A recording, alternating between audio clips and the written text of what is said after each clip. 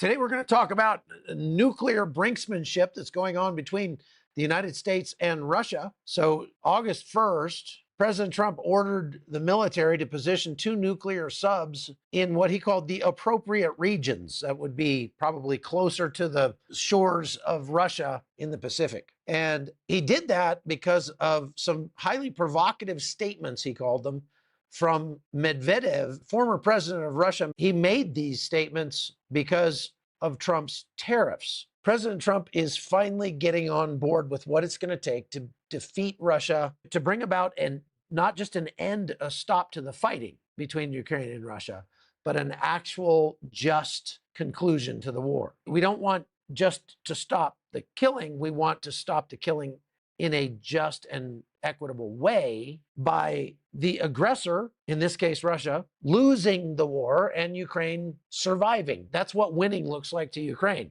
Because if Russia wins, Ukraine will be no more. And there are a lot of Ukrainians who are not on board with that plan. So President Trump started out trying to negotiate. That didn't work very well because Vladimir Putin has no interest in negotiating or stopping the war. He actually believes that Russia is winning. And I think there's a couple reasons for that. Number one, nobody dares tell Vladimir Putin anything that's bad news. Putin knows that he's having smoke blown at him, but his generals will just spin whatever happens on the battlefield in the best possible light. So we're not retreating.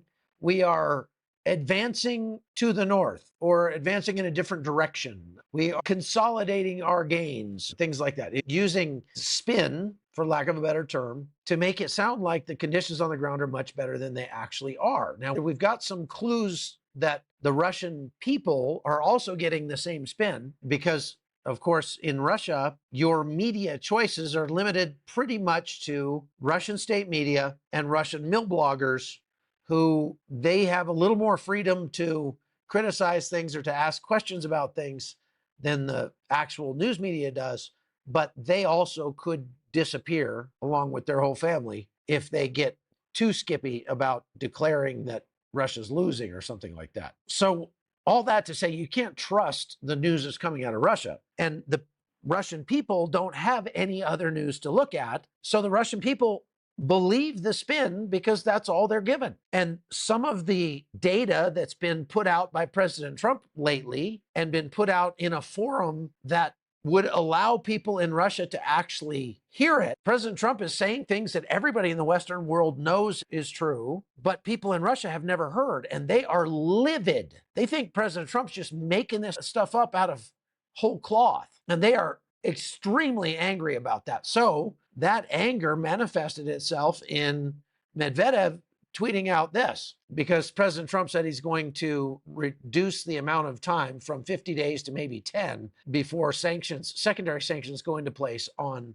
Russia. And Medvedev said Trump's playing the ultimatum game with Russia, 50 days or 10. He should remember 2 things. Number one, Russia isn't Israel or even Iran. I'm not sure what that actually means. Number 2, each new ultimatum is a threat and a step towards war. Not between Russia and Ukraine, but with his own country. A step towards war with his own country. Okay, I think that was poorly written. We'll give Medvedev the benefit of the doubt there because he doesn't speak English as a first language. But with his own country would mean President Trump is taking a step towards war with America. And okay, whatever. So what he means is between Russia and America. And then he says, don't go down the Sleepy Joe road. So he's taunting President Trump here, saying that by taking a hard stance against Russia, he's going down the road of Sleepy Joe. President Trump didn't like that one bit. He tweeted this out. Based on the highly provocative statements of the former president of Russia, Dmitry Medvedev, who's now the deputy chairman of the Security Council of the Russian Federation, I have ordered 2 nuclear submarines to be positioned in the appropriate regions, just in case these foolish and inflammatory statements are more than just that. Words are very important and can often lead to unintended consequences. I hope this will not be one of those instances. Now, President Trump was also asked about this today, so take a listen. We had to do that. We just have to be careful. And a threat was made, and we didn't think it was appropriate. so I have to be very careful. So I do that on the basis of safety for our people. A threat was made by a former president of Russia, and we're going to protect our people. Can you give us any more information on the nuclear subs, and what did Med say to you that made you really mad? You just have to read what he said. He was talking about nuclear. When you talk about nuclear, we have to be prepared, and we're totally prepared. Did you talk to Scott today from his journey to Gaza? Did you talk to Steve Witkoff? I did. I spoke to Steve Witkoff. We had a great meeting with a lot of people, and the primary meeting was on food. And he also had some other conversations that I'll tell you about later. But he had a meeting on getting the people fed. I understand India no longer is going to be buying oil from Russia. That's what I heard. I don't know if that's right or not, but that's a good step. We'll see what happens, okay? So President Trump says basically out of an abundance of caution, we're going to relocate a couple of our nuclear capable subs. Some people are saying maybe he was just talking about nuclear powered subs, but that wouldn't make any sense at all. He's talking about subs that carry nuclear missiles. On Telegram, Medvedev came out and said that Russia is doing everything right and will continue along its own path. And he alluded to Russia's dead hand system, which the dead hand is basically saying, if you nuke us, we have a system in place that will nuke you back, even if we've been destroyed, even if there's a decapitation strike on Russia. That's a threat. Now, Marco Rubio came out speaking about Medvedev, said he's not the relevant decision maker, but he is a provocateur, and his words mean things, and you can't ignore what he said. So yesterday, Vladimir Putin sat down with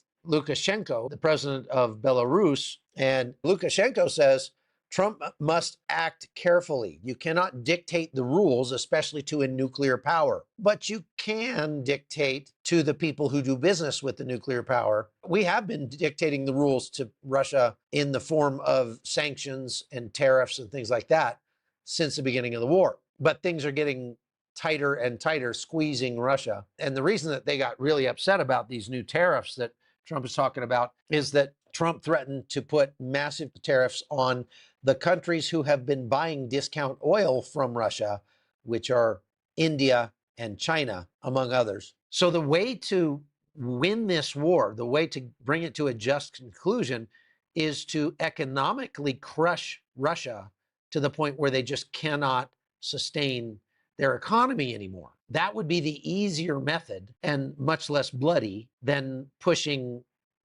continuing the war the way that it's been going. Now, Russia has really ramped up its use of suicide drones and missiles on Ukrainian cities over the past month. As a matter of fact, the reports are that Russia has fired more than 6,400 missiles and drones just in the last 30 days alone at Ukrainian cities. Now, about 2/3 of those end up getting shot down, and so about 1/3 of them strike targets, but they're not striking military targets. Russia has been aiming mostly at civilian areas, and they've really been focusing on Kyiv. So Kyiv has been under nightly rocket and drone attack all night long, hundreds of missiles and drones. Most of them are shot down, but some of them strike. And those that do strike usually are striking apartment buildings. So you're having somewhere around between 5 and 35 casualties every day in Ukraine from these Russian attacks. And that's horrific. But the thing is, if you do the math, that is not a winning strategy for Russia, because number one, it shows the people there's no end to this except to defeat Russia. It actually maintains the morale of the Ukrainians in a way, because they see that we can't give up. Russia is just going to kill us all. There are actually Russian pundits who are calling for the annihilation of the Ukrainian people, genociding the Ukrainian people. They're saying we can't leave anybody alive in Ukraine. Let's just say they're killing 50 people a day. There are 4 million people just in Kyiv alone. It would take 80,000 days, so that would be 219 years, to just kill all the people in Kyiv, much less the rest of the country, at the rate that Russia is going. Now, on the other hand, Russia is losing soldiers big time. And that makes sense, because you have to understand that because Russia is on the offensive here, then Russia is going to lose more men because it's more costly to attack than it is to defend. And Russia uses old Soviet tactics.